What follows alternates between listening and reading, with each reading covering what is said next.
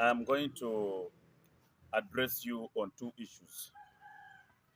The first issue on the delayed compensation of the people of Teso. The second issue is on the bad law that government wants to introduce on the taxation of our people. I call it a bad law. Now, on Tuesday, the April 2024, at 2 p.m., I raised a matter of national importance on the floor of Parliament in respect to the delayed compensation of the people of Teso.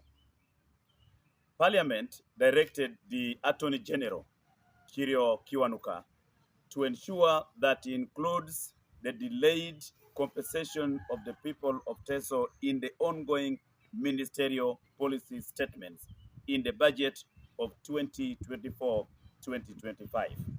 The Attorney General is expected to report to Parliament on Tuesday of this month.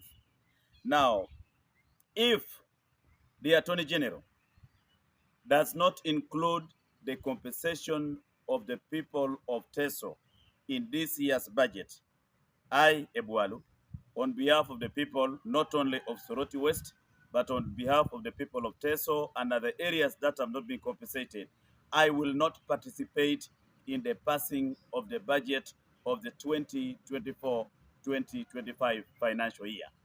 I also want to call upon my colleagues, the members of parliament from Teso, from Acholi, from West Nile, from Lango, that we walk out of parliament in protest if the budget for the compensation of our people is not included in the budget of this year, because this government only works on pressure.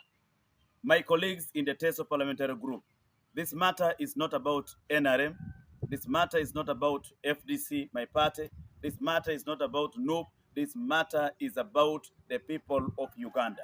In any case, government is supposed by law to protect the people of Uganda and their property.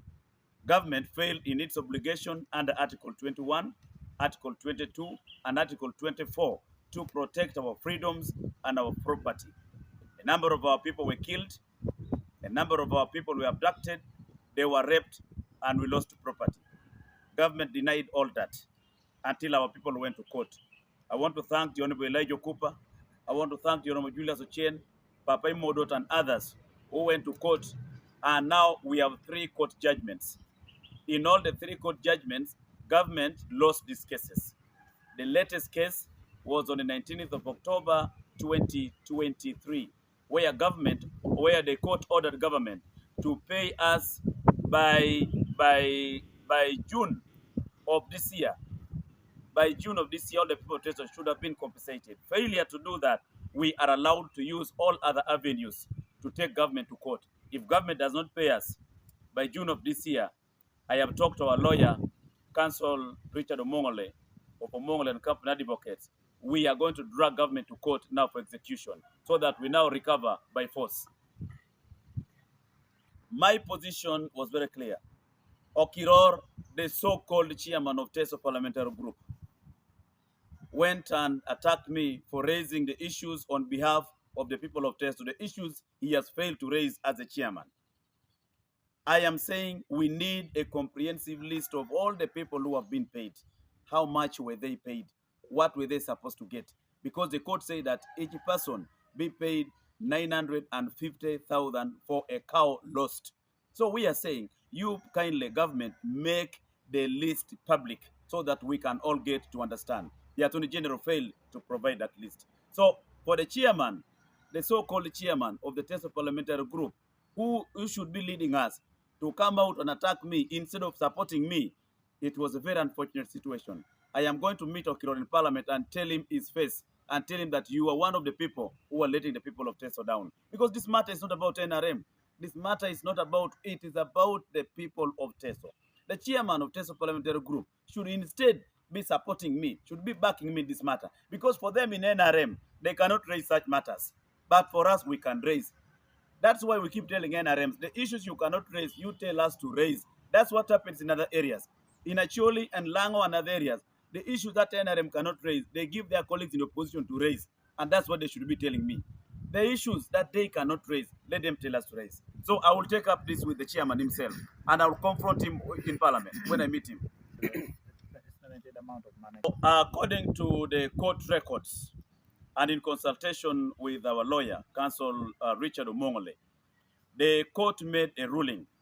There was a case of our brother Julius Ochieng, where court awarded 205,000 people to be paid. There was a case of the Honorable Elijah Cooper, where court awarded 2,020 people to be paid. And then there was a case of Oluka from Ngora, 9 cases. There was a case of Papa Prasimodot, 115 cases. All this goes to close to 4 trillion shillings. That is what we are demanding from government. And these demands are not negotiable. They are our rights. Government watched us when people came here to kill us, to rape us, to abduct us, and to loot our property. Where was government at the time our property was being looted? Our people were being killed. Where was government? One issue I am going to share with you. Government, through the Ministry of Finance, has come up with a bad law to raise revenue in the next financial year, 2024-2025. They have raised very high the taxes on fuel, kerosene, cement, and the worst one is land. Government has already gazetted this bill, and it is called the Income Tax Amendment Bill. Now, this is on the withholding tax.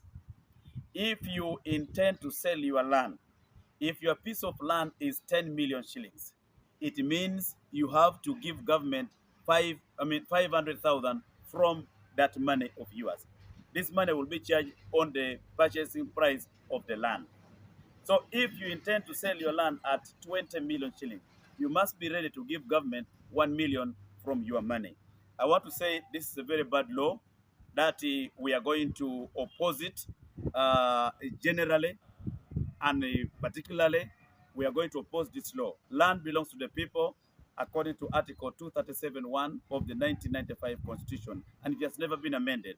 So if government wants to use any land in Uganda in any way, they must consult with the people. Our people have not been consulted, and on behalf of my people, this law, I'm going to reject it on the floor of Parliament, and I want to appeal to government to withdraw this law. Even don't waste time to bring it to Parliament, because we shall reject it. I want to thank the tennis Parliament. This law came in tennis Parliament, and they rejected it. If it comes now, we shall reject it. My colleagues in the NRM, this matter is not about you. It is not about NRM. It's about the people of Uganda. Land belongs to the people. Even you in NRM, you have your land.